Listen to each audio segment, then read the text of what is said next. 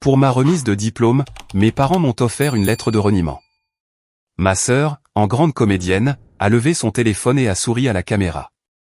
Enregistrons ce moment, a-t-elle dit, son ton empreint d'amusement. J'ai déplié lentement l'enveloppe, le son du papier fendant le bourdonnement des conversations. À l'intérieur, une unique feuille de papier blanc et impeccable portait les mots « Nous renions par la présente Clara Johnson », avec effet immédiat. Je l'ai lu une fois, 2 fois, et je n'ai rien ressenti. Peut-être parce que j'avais déjà fait le deuil de cette famille il y a longtemps, à chaque dîner où le silence était mon seul compagnon, dans chaque regard qui disait que j'étais la dernière de leurs préoccupations. J'ai plié le papier soigneusement, l'ai glissé dans mon sac et j'ai levé les yeux avec un sourire calme. « Merci », ai-je dit doucement. Ce cadeau rend tout très clair. Puis j'ai repoussé ma chaise, le crissement résonnant dans le restaurant, et je me suis levé. Derrière moi, je pouvais entendre quelques rires forcés, le clic de l'appareil photo de ma sœur qui enregistrait encore. Il pensait que je partais de honte. Mais la vérité était bien plus simple. Je marchais vers la vie qu'il ne pourrait jamais atteindre, une vie qu'aucune signature ne pourrait effacer. Vous a-t-on déjà fait sentir que vous n'étiez pas à la hauteur, même par les personnes qui étaient censées vous aimer le plus? Dites-moi d'où vous regardez et quelle heure il est chez vous. J'adorerais savoir qui partage ce moment avec moi. J'ai grandi dans une famille où la réputation était une monnaie d'échange et l'affection était conditionnelle. Mon père, Robert Johnson, gérait des portefeuilles de patrimoine pour des clients fortunés de la North Shore de Chicago. Ma mère, Hélène, dirigeait une fondation caritative qui organisait des collectes de fonds fastueuses dans des hôtels au sol de marbre et au quatuor à cordes silencieux. Ma sœur, Vivien, était leur chef-d'œuvre, une avocate d'affaires à New York, fiancée au fils d'une famille établie. Et puis il y avait moi, Clara, l'esquisse inachevée. À chaque dîner mondain, ma mère faisait la même présentation, comme un script qu'elle avait perfectionné. Vivien est collaboratrice senior dans un cabinet d'avocats de Manhattan, disait-elle fièrement, posant une main sur l'épaule de ma sœur avant de jeter un regard vers moi avec une indifférence polie. Et Clara? Eh bien, elle étudie encore pour son MBA. Les invités hochaient la tête, leur sourire crispé, comme s'ils pouvaient sentir qu'être moi était un inconvénient social.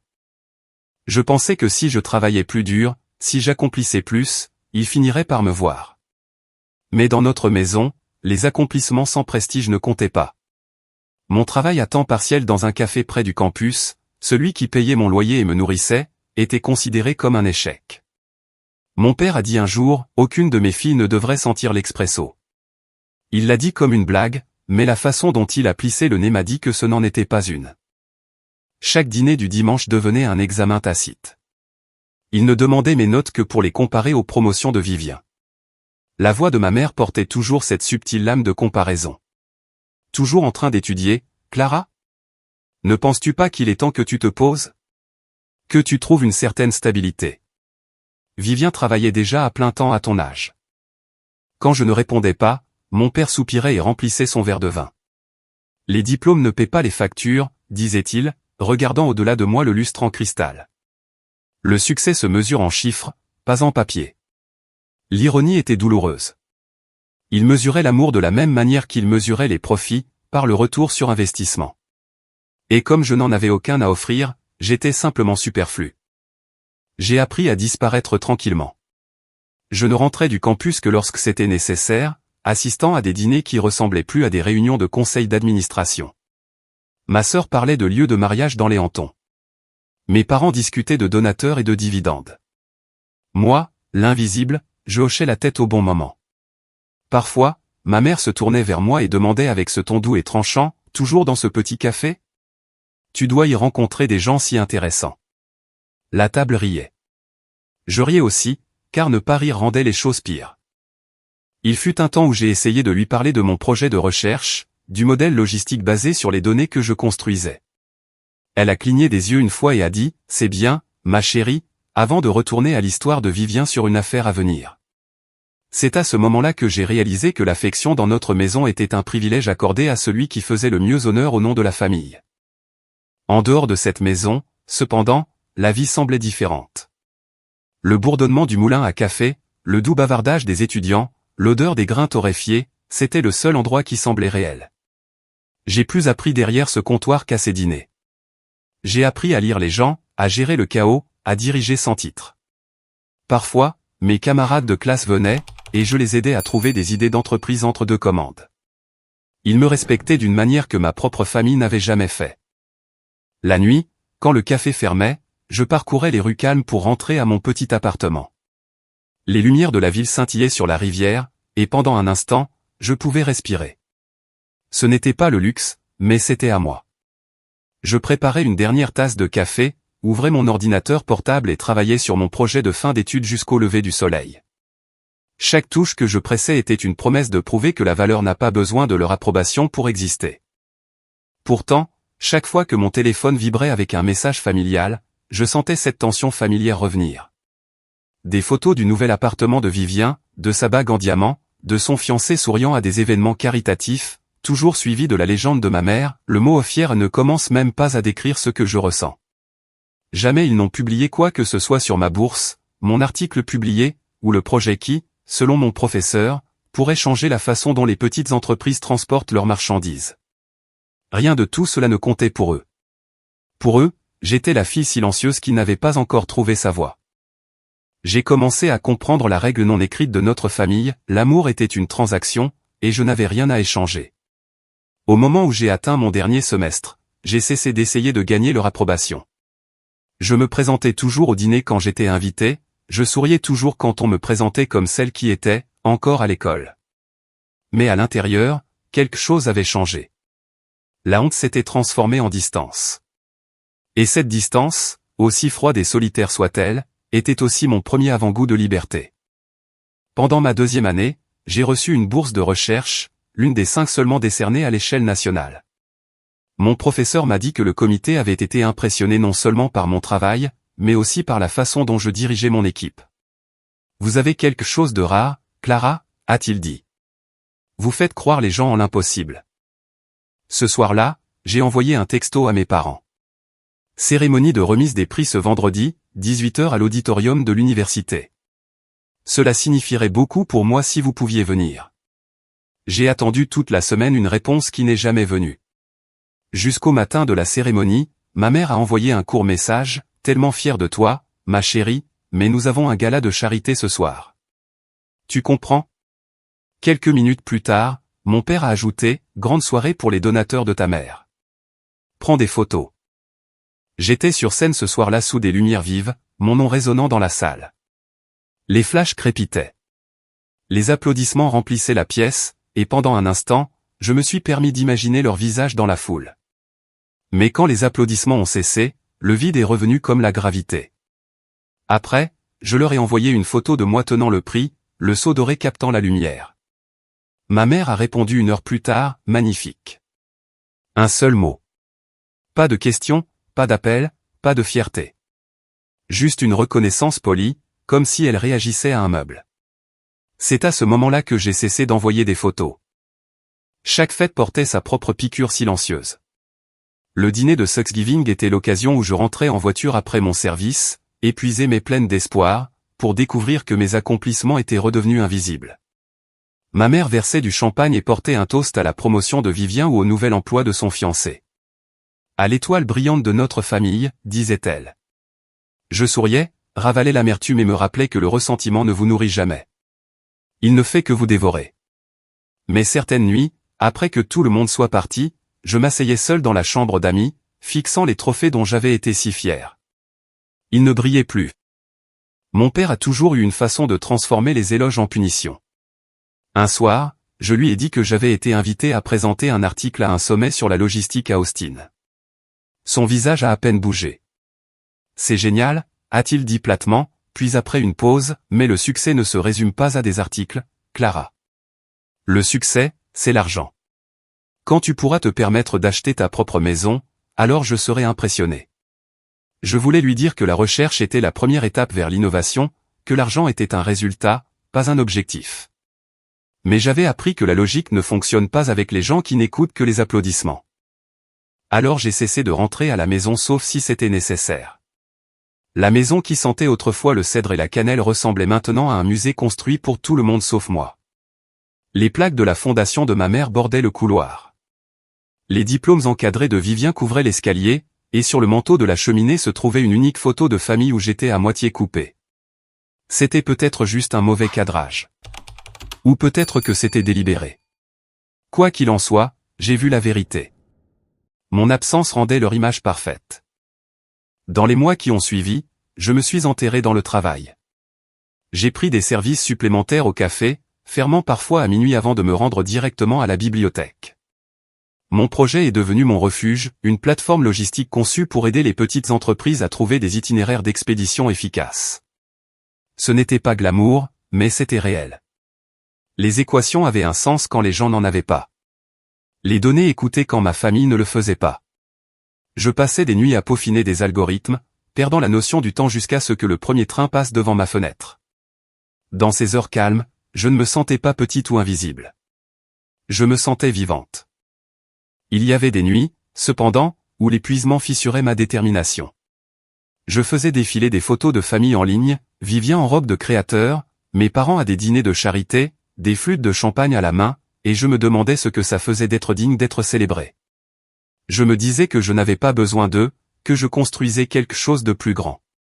Mais la solitude a une façon de murmurer à 3 heures du matin. Elle vous rappelle chaque porte qui s'est fermée sur votre visage, chaque mot que vous auriez aimé qu'il soit différent. Pourtant, je ne l'ai jamais laissé gagner.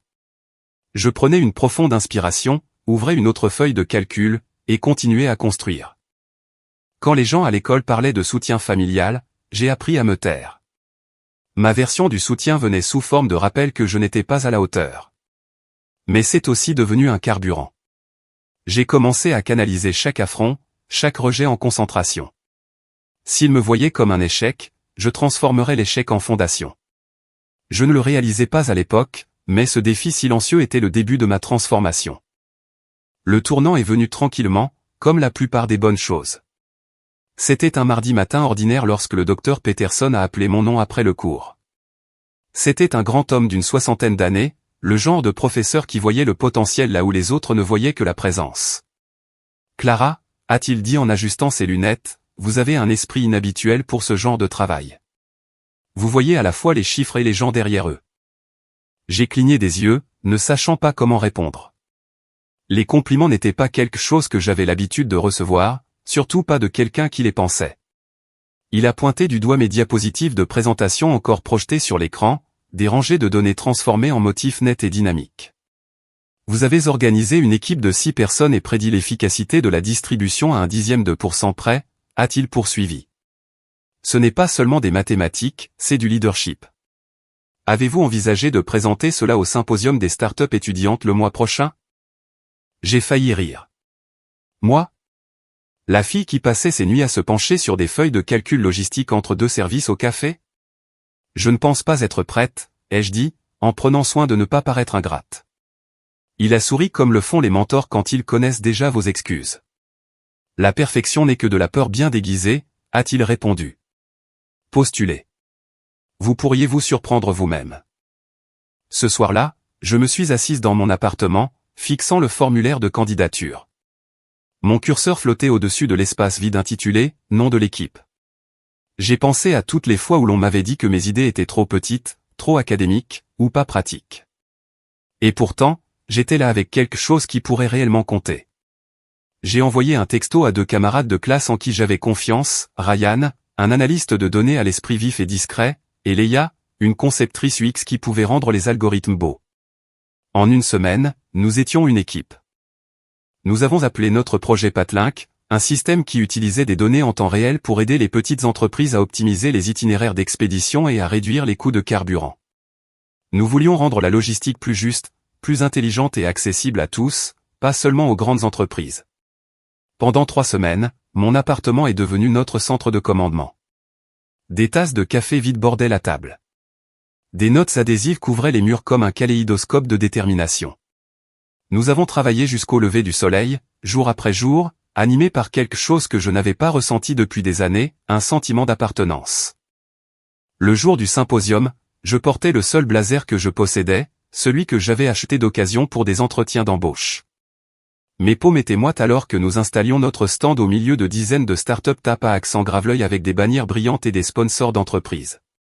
Comparé à eux, nous étions minuscules, une équipe avec 3 ordinateurs portables, un projecteur emprunté, et une idée bâtie sur l'espoir.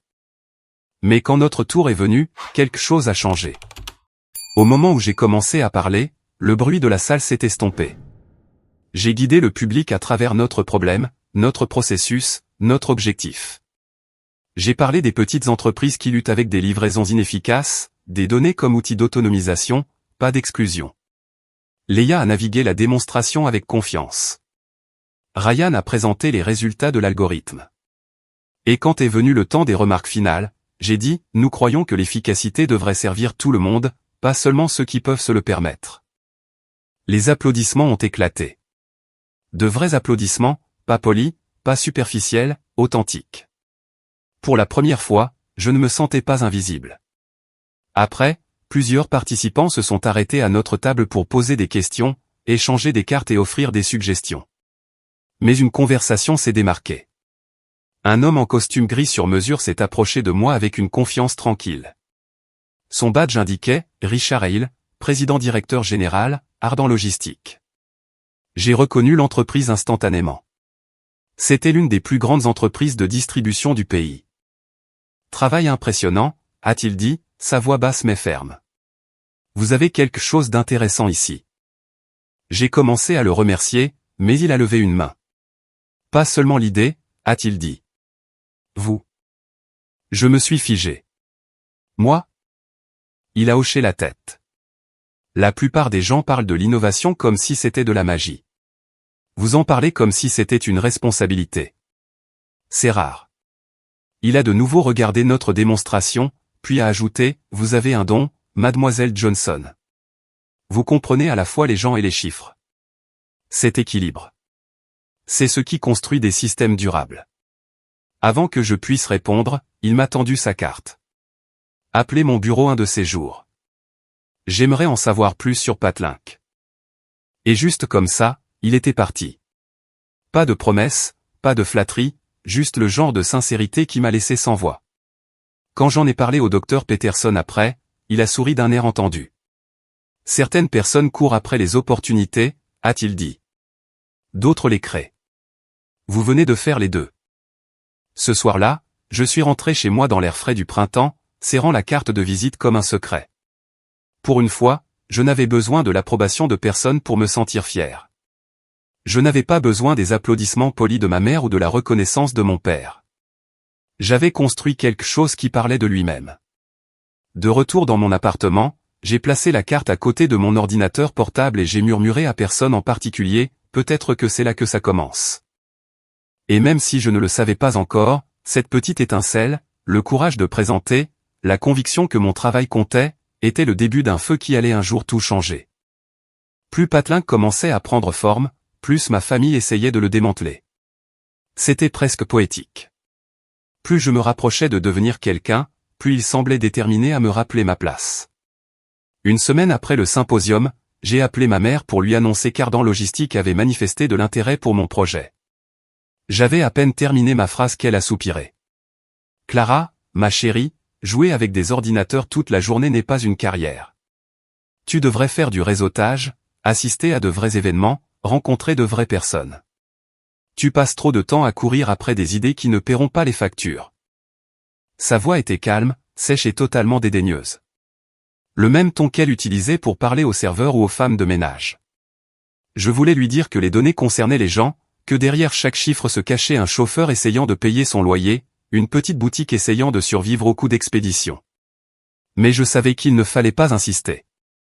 Pour elle, comprendre les gens signifiait organiser des déjeuners et apparaître dans des magazines caritatifs.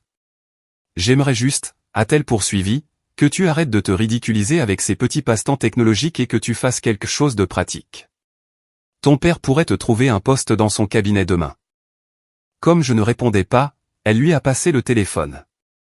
Clara, a dit mon père, sa voix portant cette autorité répétée qu'il utilisait avec ses clients, tu dois arrêter de refuser les vraies opportunités. Tu n'es plus une enfant. Je travaille sur quelque chose qui compte pour moi, ai-je dit prudemment. Ce qui compte, a-t-il interrompu, c'est la stabilité, pas les rêves. Il y eut une longue pause avant qu'il n'ajoute, j'ai dit aux gens que tu rejoindrais la division analytique de mon entreprise après ton diplôme. Ne me fais pas passer pour un imbécile. C'était toujours sa façon de faire, transformer mon indépendance en insulte, mes limites en trahison. Je n'ai rien dit, et le silence s'est étiré jusqu'à ce qu'il raccroche sans un au revoir. 1 heure plus tard, mon téléphone a vibré. C'était un message de Vivien. Tu devrais vraiment arrêter ce fantasme, Clara. Tout le monde n'a pas la chance de vivre dans un rêve. Apprends à être réaliste. Personne n'achète de l'ambition si tu ne peux pas la transformer en argent. J'ai fixé son message pendant un long moment, les mots brillants comme de minuscules couteaux sur l'écran. Puis j'ai verrouillé mon téléphone, éteint la lumière et me suis assise dans le noir. Pendant des jours, j'ai agi comme un fantôme. J'allais en cours, je retrouvais Ryan et Leia, je souriais à leur optimisme, puis je m'effondrais tranquillement en rentrant chez moi. Le stress a commencé à s'infiltrer partout. Mes mains tremblaient quand je tapais. Mon cœur s'emballait sans raison. Je me réveillais à 3 heures du matin, mon esprit tourbillonnant dans des listes de choses à faire qui ne semblaient jamais se terminer. Certaines nuits, je me surprenais à fixer le plafond en murmurant, peut-être qu'ils ont raison. Peut-être que je ne suis pas à la hauteur. Finalement, j'ai pris rendez-vous au centre de santé du campus. Je ne savais même pas quoi dire quand la thérapeute m'a demandé ce qui m'amenait. Je suis fatigué, ai-je dit, mais pas du travail. D'entendre dire que j'ai tort de vouloir plus. Elle a écouté en silence, puis m'a demandé de décrire ma semaine. Je lui ai parlé des échéances, des appels de ma mère, de l'attente constante de devoir m'excuser d'être différente. Quand j'ai eu fini, elle a dit quelque chose qui résonne encore dans mon esprit. Clara, on dirait que vous avez passé toute votre vie à vivre selon les définitions de la valeur des autres. Vous avez besoin de limites. Pas des murs, mais des lignes qui vous disent où vous finissez, et où ils commencent. Ces mots m'ont frappé plus fort que n'importe quel cours que j'avais jamais entendu. Des limites. Je ne savais même plus ce que cela signifiait. Toute ma vie avait été façonnée par leur approbation, leur désapprobation, leurs conditions pour l'amour. Sans le réaliser, je m'étais construite en réaction à eux, chaque décision, chaque silence, chaque accomplissement. Pour la première fois, je me suis demandé ce que ce serait de faire un choix qui serait entièrement le mien. Ce soir-là, j'ai pris un cahier et j'ai fait 2 colonnes, ce qu'ils veulent et ce que je veux. La première liste s'est remplie rapidement, statut, contrôle, apparence, prévisibilité. La seconde a commencé lentement, hésitante, puis a déferlé, liberté, création, paix, but. À la fin, la deuxième liste était plus longue. Cette prise de conscience n'a pas tout réglé, mais c'était comme respirer pour la première fois après avoir été sous l'eau. Pourtant, les semaines suivantes ont mis à l'épreuve cette nouvelle clarté. Mon père laissait des messages vocaux sur le fait de « sauver la face ». Ma mère m'envoyait par courriel des liens vers des offres d'emploi. Et Vivien continuait ses textos passifs-agressifs sur le fait que le travail acharné ne compte que lorsque les gens le remarquent. Mais j'ai arrêté de répondre. Je me suis plongé dans Patelink à la place. J'ai passé de longues nuits à perfectionner le logiciel, à examiner les commentaires des utilisateurs et à aider les fournisseurs locaux à tester le système. Lentement, le chaos dans mon esprit a commencé à se calmer. Pourtant, l'anxiété n'a jamais complètement disparu. Certains matins, je me réveillais avec une oppression dans la poitrine, me demandant si j'étais folle de penser que je pouvais créer quelque chose par moi-même. Mais ensuite, je me souvenais des mots du docteur Peterson, du regard dans ses yeux quand il a dit « Vous voyez à la fois les gens et les chiffres ». C'était mon encre. J'ai commencé à méditer avant le travail, à tenir un journal après les réunions, et à me rappeler que les limites ne me rendaient pas égoïste. Elles me rendaient saine d'esprit. Et bien que les voix de ma famille résonnent encore en arrière-plan, elles devenaient plus faibles, s'estompant sous le rythme de ma propre voix. Je ne le savais pas encore, mais j'étais au bord de quelque chose d'extraordinaire. Le chaos, l'épuisement, la solitude, ce n'étaient pas des signes d'échec. C'étaient des contractions avant une naissance.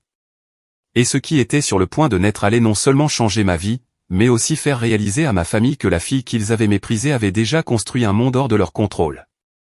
C'est arrivé un matin ordinaire, le genre qui semble trop calme avant que quelque chose ne change. Ma boîte de réception était encombrée de bulletins d'informations non lus et de brouillons à moitié terminés quand j'ai vu l'objet qui m'a figé au milieu d'une gorgée de café, de « Ardent Logistique, partenariat d'entreprise ». Objet, discussion de proposition, Patelink. Pendant une seconde, j'ai cru que c'était une farce. J'ai relu l'adresse de l'expéditeur 3 fois avant d'ouvrir le message. Il était court, presque désarmant. Chère Mademoiselle Johnson. Nous suivons votre projet depuis le symposium des startups étudiantes. Nous sommes intéressés à discuter des opportunités de collaboration potentielles concernant Patlink. Êtes-vous disponible pour une réunion ce jeudi à 10 h? Cordialement. Richard Hale, président-directeur général. Ardent Logistique. Mon cœur a martelé contre mes côtes. J'ai vérifié le calendrier pour m'assurer que ce n'était pas le 1er avril. Puis, lentement, j'ai souri. Pas le sourire forcé et prudent que j'affichais au dîner de famille, mais quelque chose de plus profond, de plus calme. La réunion s'est tenue au siège d'Ardent dans le centre-ville de Chicago, un bâtiment élégant de verre et d'acier qui semblait avoir été sculpté dans l'ambition même.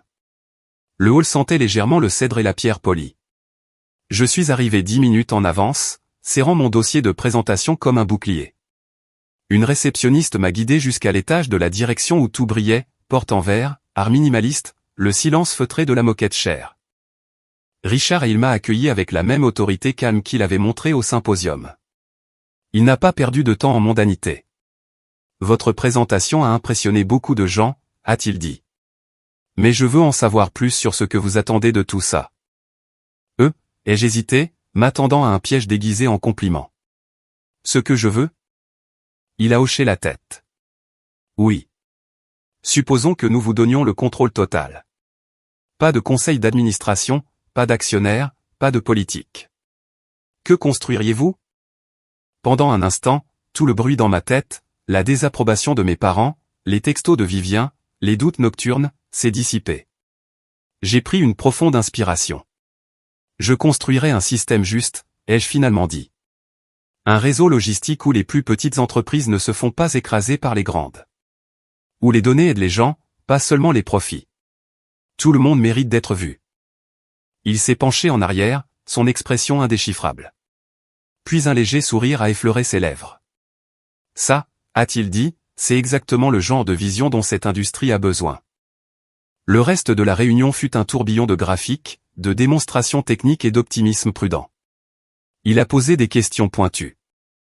J'ai répondu sans broncher. Au moment où je suis parti, mes nerfs s'étaient transformés en adrénaline. Je n'osais pas croire que quelque chose en résulterait. Mais en sortant dans le vent vif, j'ai senti quelque chose changer en moi. La certitude tranquille que ma vie venait de prendre un tournant.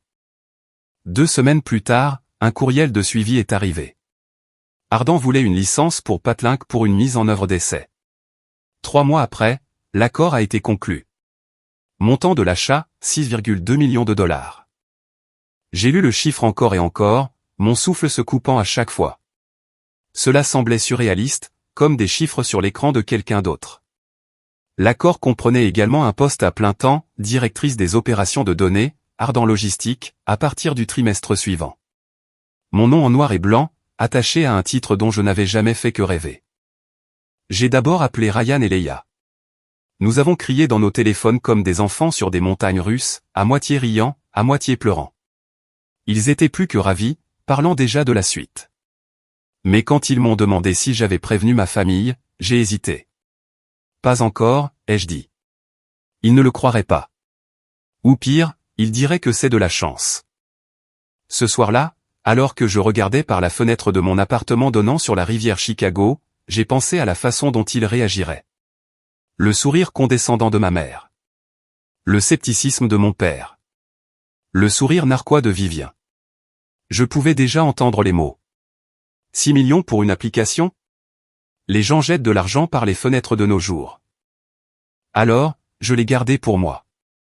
J'ai signé les papiers discrètement, rencontré l'équipe juridique d'Ardent et regardé ma vie changer en silence. Quand les fonds ont été transférés, je n'ai pas acheté de voiture ou de sac de créateur comme Vivien l'aurait fait.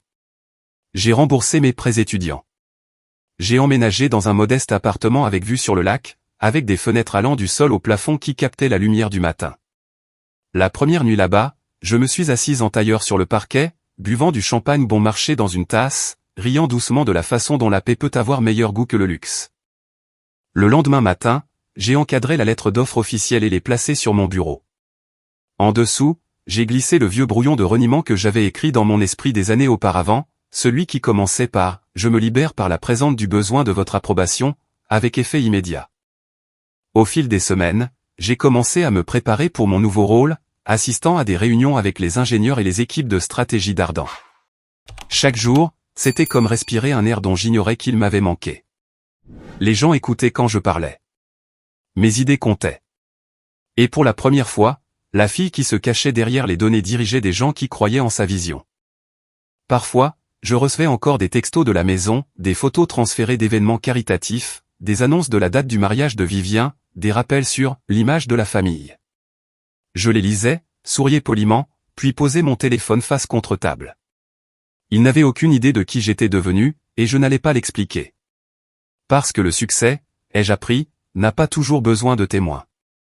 Parfois, il suffit de savoir que vous avez franchi la ligne invisible entre ce qu'ils disaient que vous étiez et ce que vous avez choisi d'être. Je ne le savais pas encore, mais la prochaine fois que ma famille et moi nous assiérions à une table de dîner, ce serait dans un restaurant avec des nappes blanches et des lustres scintillants, le même genre d'endroit où ma mère m'avait un jour sermonné sur la respectabilité. Et cette fois, c'est elle qui tiendrait une enveloppe. Seulement, la leçon qu'elle pensait enseigner m'appartiendrait depuis le début. Le message est arrivé un vendredi soir, 2 jours avant ma remise de diplôme. Mon téléphone a vibré d'un carillon familier. Le numéro de ma mère. Ce soir, la famille organise un dîner pré-remise de diplôme pour toi. Habille-toi convenablement. Pas d'émoji cœur, pas de point d'exclamation. Juste ce ton sec qui sonnait toujours comme un ordre déguisé en affection. J'ai fixé l'écran un long moment, hésitant à y aller. Une partie de moi voulait l'ignorer, mais une autre partie, celle qui s'accrochait encore à l'espoir que peut-être, juste une fois, il me verrait, a murmuré, « Vas-y, finis-en à tes conditions ». Le restaurant s'appelait Maison Lumière, un de ces endroits français que ma mère adorait parce que le menu n'affichait pas les prix. Des lumières dorées se déversaient des lustres en cristal, l'air épais de l'odeur de beurre et de jugement silencieux. Quand je suis entré, 15 visages familiers se sont tournés vers moi. Des parents, des amis de la famille, des gens qui me connaissaient depuis que j'étais la petite sœur timide de Vivien. Ils souriaient tous comme le font les gens à qui on a dit de le faire. Chaque téléphone sur la table était subtilement orienté vers moi. Appareil photo prêt. Clara, ma chérie. Ma mère s'est levée avec cette chaleur théâtrale qu'elle réservait aux occasions publiques. Son châle de soie a chatoyé alors qu'elle me désignait le siège à côté d'elle. Tu es ravissante. Tout le monde, portons un toast à notre diplômé. Le serveur a versé du champagne. Les verres ont teinté. Mon père a affiché un sourire répété, disant « Nous sommes fiers de toi, ma petite », sans me regarder dans les yeux. Vivien a ajusté son bracelet en diamant et a ajouté « Tu termines enfin, hein ?» Ça a pris assez de temps. Des rires ont flotté autour de la table comme des bulles de champagne, fragiles, artificielles, et trop vite disparues. Le dîner a commencé. Les conversations étaient un flot de banalités polies, des plans de mariage de Vivien et des événements caritatifs de ma mère. Personne n'a posé de questions sur mon projet ou mes plans. Je répondais aux questions quand c'était nécessaire, souriais quand on s'y attendait, et gardais mes mains stables sur la serviette en l'un sur mes genoux. Mais quelque chose dans l'air semblait répété, mis en scène, comme si j'étais entré dans une pièce de théâtre dont tout le monde connaissait la fin, sauf moi. À mi-chemin du dessert, ma mère a tapé doucement sa cuillère contre son verre. La pièce s'est calmée. Avant de manger, a-t-elle dit, les yeux brillants sous les lumières douces, nous avons un cadeau spécial pour Clara. Un cadeau symbolique. De son sac à main de créateur, elle a sorti une enveloppe blanche, du papier épais, la signature nette de mon père sur le sceau. Elle me l'a tendue à 2 mains avec un sourire éblouissant. De notre part à tous. Des rires ont faiblement parcouru la table. Ma sœur a de nouveau levé son téléphone, enregistrant. Nous voulons immortaliser ce moment, a-t-elle dit. Mon pouls a ralenti. Le bavardage s'est estompé. L'enveloppe semblait plus lourde qu'elle n'aurait dû. Je l'ai ouverte soigneusement, dépliant une feuille de papier impeccable. Les mots étaient imprimés en encre noire et grasse. Nous renions par la présente Clara Johnson, avec effet immédiat. Nous renonçons à tous les liens financiers et familiaux. C'est une leçon nécessaire pour quelqu'un qui confond éducation et sagesse et refuse d'écouter les conseils de sa famille. Signé, Robert Johnson, Helen Johnson, Vivien Johnson. Les mots se sont brouillés un instant avant de devenir quelque chose de presque comique. Il l'avait vraiment écrit, signé et imprimé, une déclaration familiale déguisée en document juridique. J'ai levé les yeux.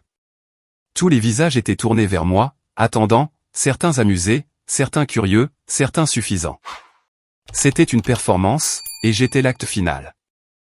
Ma mère s'est penchée en avant, toujours souriante. Nous pensions juste que cela pourrait aider à affronter la réalité. Vivien a gloussé derrière son téléphone. Allons, Clara.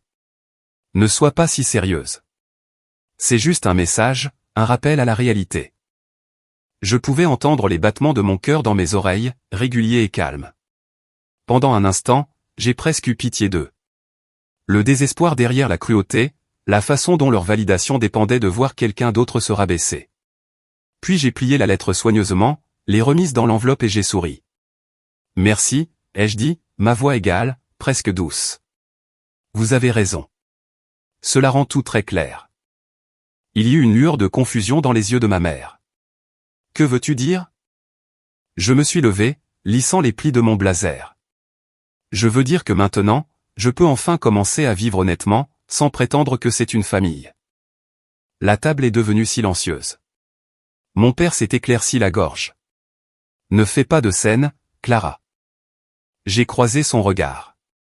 Une scène? Non, je quitte simplement la scène. J'ai posé l'enveloppe sur la table, juste à côté du verre de champagne intact, et je me suis tourné vers la porte. Derrière moi, des chaises ont bougé, des chuchotements ont enflé. Vivien m'a appelé, sa voix douce et tranchante. N'oublie pas, maman et papa seront toujours à la remise de diplôme demain. Nous devons avoir l'air d'une famille, tu sais. Les caméras et tout. Je me suis arrêté sur le seuil juste assez longtemps pour jeter un regard en arrière. Bien sûr, ai-je dit tranquillement. Les apparences sont tout, n'est-ce pas? Et puis je suis sorti. Dehors, la ville bourdonnait. L'air nocturne avait un goût de pluie et de liberté. J'ai expiré lentement, sentant le poids glisser de ma poitrine.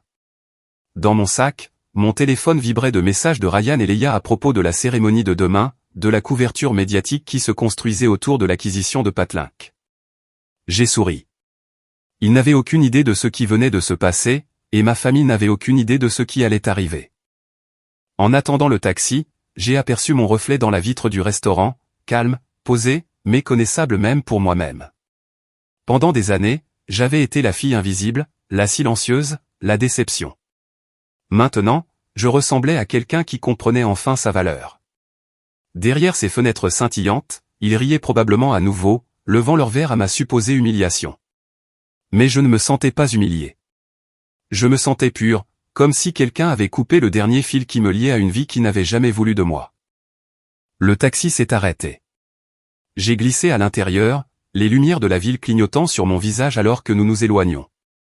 Demain, je serai de nouveau sur une scène, cette fois sous des lumières plus vives, devant des caméras qui n'étaient pas mises en scène par ma mère ou ma sœur. Et quand mon nom serait appelé, quand la vérité éclaterait enfin, je n'aurais rien à expliquer. Ils pensaient que ce soir m'avait brisé. Ce qu'ils ne savaient pas, c'est que ce dîner, cette petite performance cruelle, m'avait complètement libéré. Le lendemain matin, le campus bourdonnait du murmure de la célébration. Des bannières violettes drapaient la cour de l'université, flottant dans le vent printanier. Des rangées de chaises blanches bordaient la salle de remise des diplômes, chacune polie à la perfection, chaque siège attendant qu'une histoire se termine et qu'une autre commence. Mon nom était imprimé en or sur le programme, Clara Johnson, master en administration des affaires. Je me suis assise au premier rang, le tissu de ma toge bruissant doucement alors que je serrais ma prise sur les fiches de mon discours dans mon giron. L'air sentait légèrement les roses et le vieux vernis à bois, le genre de parfum qui s'accroche aux salles de cérémonie et à la nostalgie. Les étudiants chuchotaient, riaient, ajustaient leurs mortiers. Mais je suis resté assise en silence, mon cœur régulier d'une manière qu'il n'avait pas été depuis des années. Quelque part derrière moi, j'ai entendu le clic d'un appareil photo, le téléphone de ma sœur, sans aucun doute.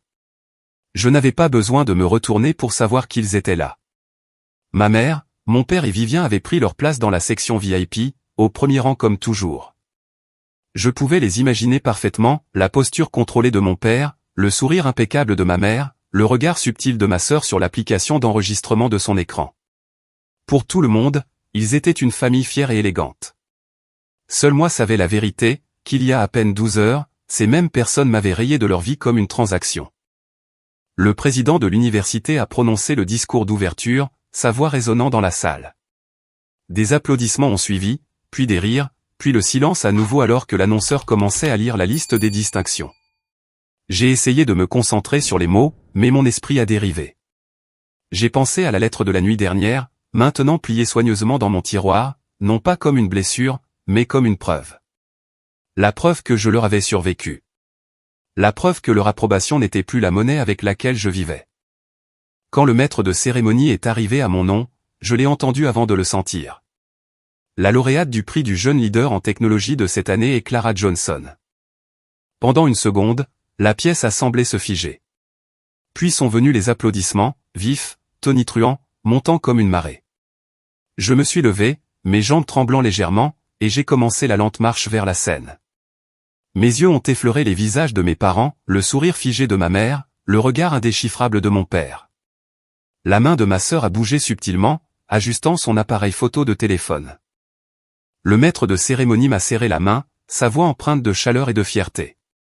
Le travail novateur de mademoiselle Johnson avec Patlink a inspiré la collaboration, l'innovation et le changement dans l'ensemble de l'industrie de la logistique, a-t-il dit. Son leadership et sa vision lui ont valu non seulement ce prix, mais aussi l'attention de l'une des plus grandes entreprises du pays. Mon cœur a fait un bond. Je ne m'attendais pas à ce qu'il le dise. Il a souri, se tournant vers le public.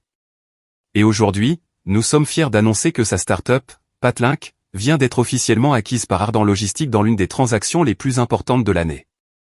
La salle a éclaté. Les caméras ont flashé. Des acclamations ont retenti, et quelque part derrière les lumières aveuglantes, j'ai vu ma mère se lever brusquement. La mâchoire de mon père s'est crispée. Le téléphone de Vivien a légèrement glissé dans sa main. Chaque réaction était enregistrée. Le choc, l'incrédulité, l'onde de réalisation se propageant dans la pièce comme un courant.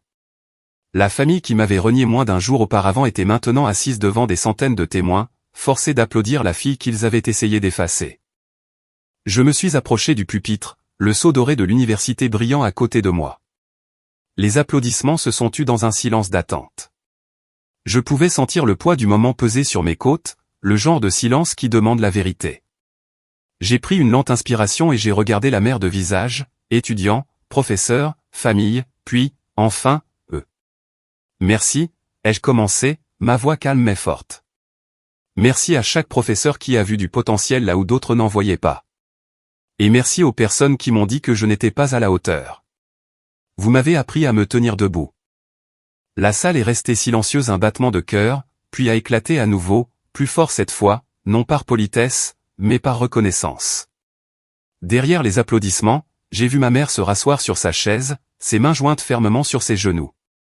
Mon père regardait droit devant lui, son expression taillée dans quelque chose de cassant.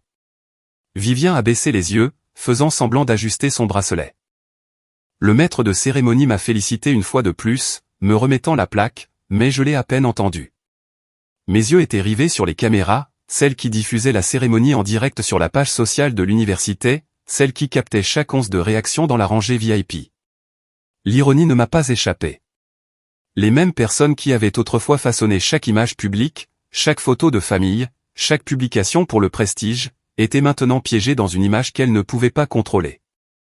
Quand la cérémonie s'est terminée, les gens se sont pressés autour de moi, camarades de classe, professeurs, même des journalistes. Félicitations, disait-il, me serrant la main, prenant des photos, posant des questions. J'ai souri, répondu poliment, posé quand on me le demandait. Je sentais mon téléphone vibrer dans ma poche. Message après message affluait. Je n'ai pas vérifié. Je savais déjà de qui il provenait. Finalement, la foule s'est éclaircie. Je me suis éclipsé par une sortie latérale dans l'air frais. Le soleil avait changé de place, scintillant sur les rangées de voitures garées. Mes talons claquaient doucement sur le trottoir alors que je me dirigeais vers la fontaine de la cour. C'est là que je les ai vus attendre. Ma mère, mon père et Vivien. Ma mère a été la première à parler. Clara, a-t-elle commencé, sa voix plus légère maintenant, désespérée de grâce. Tu aurais dû nous le dire. Nous aurions pu t'aider à te préparer à toute cette attention. J'ai failli rire. M'aider, ai-je répété. Vous m'avez renié hier soir. Son visage a vacillé. Oh, ma chérie, c'était juste un malentendu. Un geste symbolique. Tu sais comment nous sommes avec les leçons. Mon père s'est avancé, son ton mesuré. Tu as fait forte impression aujourd'hui. Ardent Logistique, c'est impressionnant. Je suppose que nous avons sous-estimé ce que tu faisais. Vivien est restée silencieuse, ses yeux allant de l'un à l'autre. J'ai incliné la tête, les étudiants comme on pourrait étudier un tableau, beau de loin, creux de près. Vous ne m'avez pas sous-estimé, ai-je dit doucement. Vous m'avez effacé. Il y a une différence. Le sourire de ma mère s'est fissuré. Clara, ne sois pas dramatique. Nous sommes une famille. N'étalons pas des affaires privées en public. Alors peut-être, ai-je dit, que vous n'auriez pas dû les rendre publiques en premier. Pendant un long moment, personne n'a parlé. L'air était lourd entre nous, rempli du son de la fontaine et de l'écho faible des applaudissements qui flottaient encore de la salle. J'ai ajusté la lanière de mon sac et me suis tourné vers la grille. J'ai une réunion dans 1 heure, ai-je dit, bien que ce ne soit pas vrai. Ardent veut discuter du processus d'intégration. Mon père a cligné des yeux. Ils t'ont déjà offert un poste? Oui, ai-je dit simplement. Directrice des opérations de données. À partir du mois prochain. Les lèvres de ma mère se sont entr'ouvertes, mais aucun son n'en est sorti. Vivien a finalement trouvé sa voix. Tu es sérieuse? J'ai souri complètement. Ils sont restés là, une image de choc et d'incrédulité silencieuse. Le genre de silence qui m'aurait autrefois écrasé, mais qui maintenant ne faisait que me rendre plus forte. J'ai commencé à m'éloigner, le son de mes talons résonnant comme des points de ponctuation à la vie que je laissais derrière moi. En atteignant la rue, je me suis retourné une dernière fois. Ils étaient toujours là, petits sur fond du grand bâtiment, parfaitement encadrés par la lumière du soleil. Les mêmes personnes qui pensaient pouvoir me définir. Maintenant, ils faisaient juste partie du décor. Et pour la première fois de ma vie, je ne me sentais pas en arrière-plan. J'étais l'histoire. Le lundi matin, l'histoire avait déjà franchi les murs de l'université. Quelqu'un dans le public, peut-être un étudiant, peut-être un journaliste, avait enregistré la réaction de ma mère pendant la cérémonie. Le clip est devenu viral du jour au lendemain. La caméra zoomait sur son sourire figé juste au moment où le maître de cérémonie annonçait que Ardent Logistique avait acquis Patelinck. La légende disait, quand la fille que vous avez reniée devient la plus jeune directrice de technologie du pays. Ça s'est propagé comme une traînée de poudre. À l'heure du déjeuner, la vidéo était en tendance sur plusieurs plateformes. Des dizaines de milliers de commentaires, moitié indignation, moitié admiration. Les gens l'ont appelée la vengeance la plus calme de tous les temps. D'autres ont écrit, elle n'a pas eu besoin de crier. Son succès l'a fait pour elle. Ma boîte de réception s'est remplie de messages de camarades de classe, d'inconnus, même de recruteurs. Pour la première fois, mon nom était prononcé sans pitié. La presse s'en est emparée ensuite. Un magazine économique en ligne a publié un article intitulé « Une étudiante en MBA reniée par sa famille devient la plus jeune directrice chez Ardent Logistique ». L'article citait des extraits de mon discours de remise de diplôme et se terminait par une phrase qui m'a fait marquer une pause, peut-être que la plus grande éducation est d'apprendre quand cesser de chercher l'approbation. Mais tout le monde ne célébrait pas. Les répercussions à la maison ont commencé plus vite que je ne l'avais prévu. La fondation caritative de ma mère, autrefois louée pour son élégance et ses valeurs familiales, est devenue le centre de la controverse. Les donateurs ont commencé à retirer leur soutien, citant des préoccupations éthiques et un risque pour la réputation. Certaines des mêmes personnes qui avaient porté un toast en son honneur lors de galas de charité prenaient maintenant leur distance. À la fin de la semaine, son bureau a publié une déclaration selon laquelle la fondation allait subir une révision structurelle. Mon père a fait face à son propre jugement.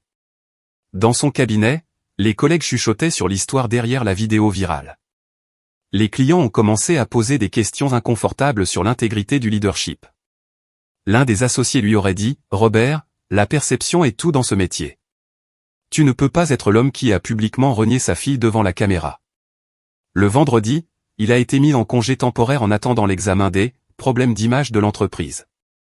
Vivien n'a pas été épargné non plus. La famille de son fiancé, vieille fortune, vieille valeur, a vu la vidéo et les gros titres et a décidé que l'association était inappropriée. Ils ont demandé de prendre leur distance.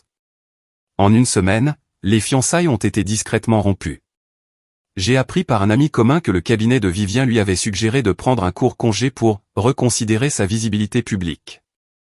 Pour une famille obsédée par l'image, l'effondrement n'était pas seulement personnel, il était existentiel. Et pourtant, je n'en ai ressenti aucune satisfaction. Seulement de la distance. Pendant que leur monde s'effondrait, j'ai emménagé dans le mien, un appartement moderne avec vue sur le lac Michigan, la lumière du soleil inondant de hautes fenêtres chaque matin. Ce n'était pas immense, mais c'était à moi. Les murs étaient blancs et nus, en attente de sens. J'ai passé la première soirée à déballer des cartons, le silence de l'endroit m'enveloppant comme une eau calme. La première chose que j'ai accrochée a été mon diplôme encadré, lettres dorées, sceau en relief, la preuve de chaque nuit où j'avais travaillé pendant que le reste de mes camarades dormaient. À côté, j'ai placé mon nouveau contrat avec Ardent Logistique. Le papier à en-tête officielle brillait sous la lumière, directrice des opérations de données. Mon nom, mon titre, mon avenir. Entre ces deux cadres, j'ai épinglé un petit morceau de papier, froissé, taché et précieux à sa manière tordue. La lettre de reniement. Ce n'était plus une blessure, mais un rappel. Une ligne tracée entre la personne que j'étais et celle que j'étais devenue. Chaque matin, j'apercevais mon reflet dans la vitre de ces cadres. La fille qui autrefois mendiait l'approbation, maintenant plus droite, plus calme, plus forte. Je n'avais plus rien à prouver. Le monde pouvait garder ses applaudissements. J'avais la paix. Pourtant, il y avait des nuits où les échos me retrouvaient. Le faible bourdonnement du rire de ma mère, le froid dans le silence de mon père, la piqûre de chaque comparaison que j'avais endurée. Je m'asseyais près de la fenêtre avec une tasse de thé, regardant le lac onduler sous le clair de lune, et je murmurais, je m'en suis sorti.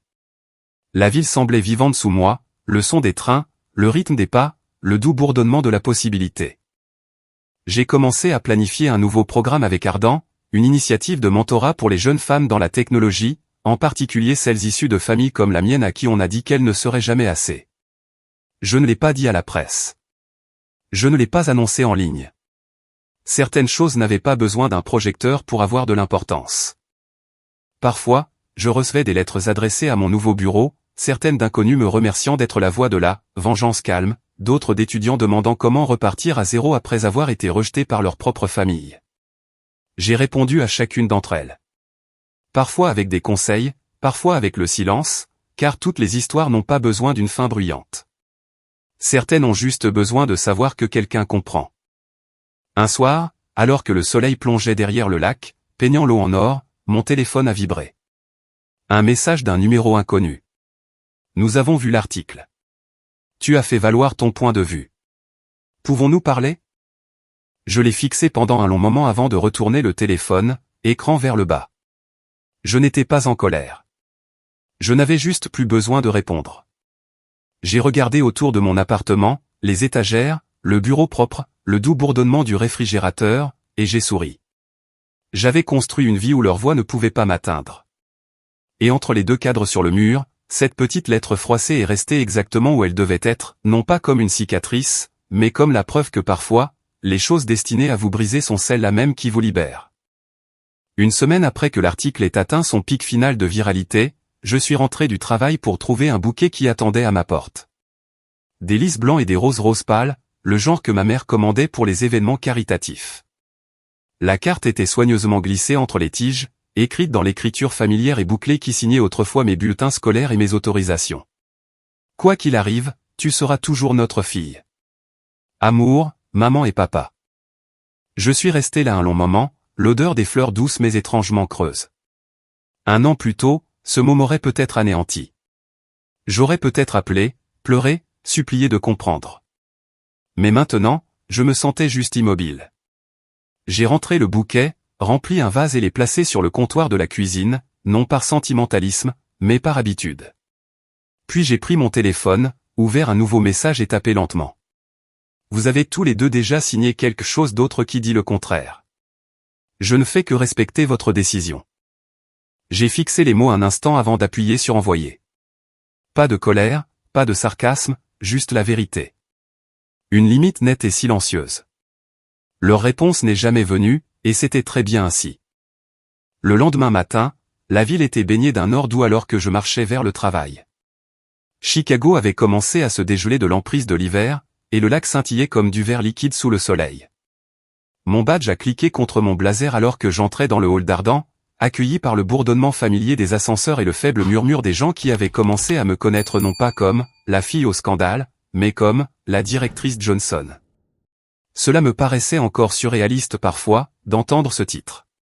Chaque réunion, chaque présentation, chaque fois qu'un collègue frappait à la porte de mon bureau et disait « Directrice Johnson, nous avons besoin de votre approbation », quelque chose en moi s'apaisait un peu plus. Non par fierté, mais par paix. Je ne fuyais plus. Je ne me battais plus pour prouver ma valeur à qui que ce soit. Je la vivais, tout simplement. Le travail remplissait mes journées, mais pas de la manière épuisante d'autrefois.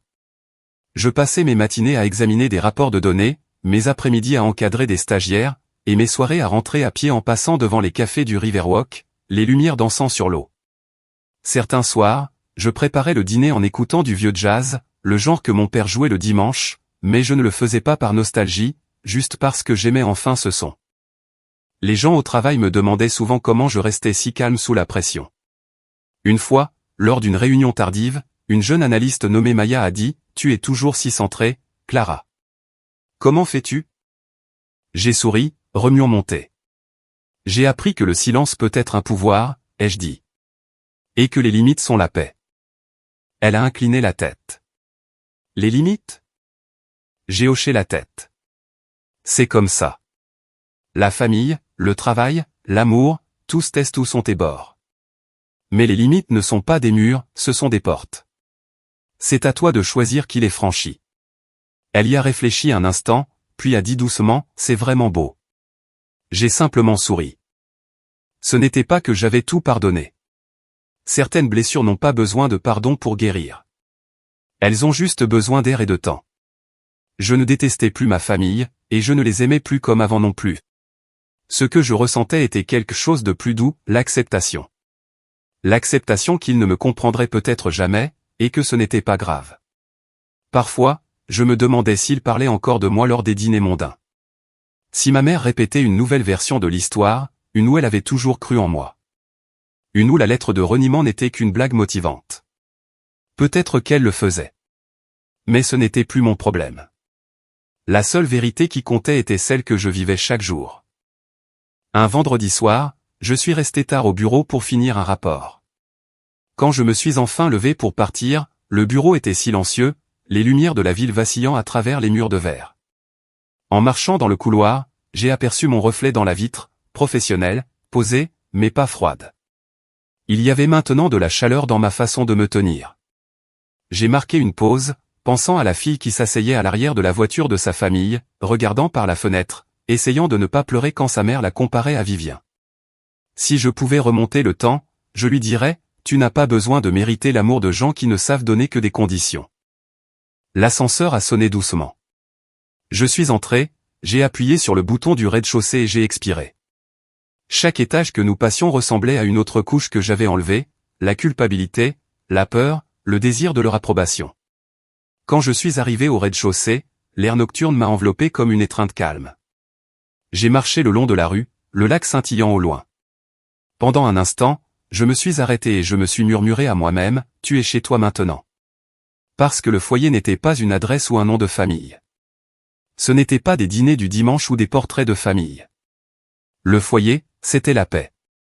Et alors que je me tenais là, regardant les lumières de la ville se fondre dans l'horizon, j'ai enfin compris ce que j'avais poursuivi depuis le début. Ce n'était pas la vengeance. Ce n'était pas la validation. C'était m'appartenir à moi-même. Plus tard cette semaine-là, lors d'une retraite d'entreprise, l'un des associés principaux m'a demandé de faire un bref exposé à l'équipe sur le leadership. Je suis monté sur le podium, le même calme que j'avais ressenti lors de la remise de diplôme s'installant en moi. Les gens me demandent souvent où j'ai appris le leadership, ai-je dit. La vérité, c'est que je l'ai appris de la perte. Parce que parfois, quand les personnes qui sont censées vous guider choisissent de ne pas vous voir, vous devez apprendre à vous voir vous-même. La famille n'est pas toujours l'endroit où vous êtes né. Parfois, c'est l'endroit où vous êtes enfin vu. La salle était silencieuse un instant avant que les applaudissements ne viennent. Pas forts ou dramatiques, mais réguliers, authentiques. En regardant leurs visages, bienveillants, respectueux, présents, j'ai réalisé que c'était peut-être à ça que ressemblait une vraie famille. Pas des gens qui partageaient votre sang, mais des gens qui partageaient votre conviction que vous comptiez. Et pour la première fois, je n'ai pas eu l'impression d'être encore en train de guérir. Je me sentais entière. 1 an plus tard, j'ai franchi les mêmes portes de l'université que j'avais autrefois laissées derrière moi avec une lettre de reniement pliée dans ma poche. L'air sentait à nouveau le printemps, vif, plein de commencements. Mais tout semblait différent maintenant. Les bannières pendaient toujours en violet et or, flottant au-dessus de la cour.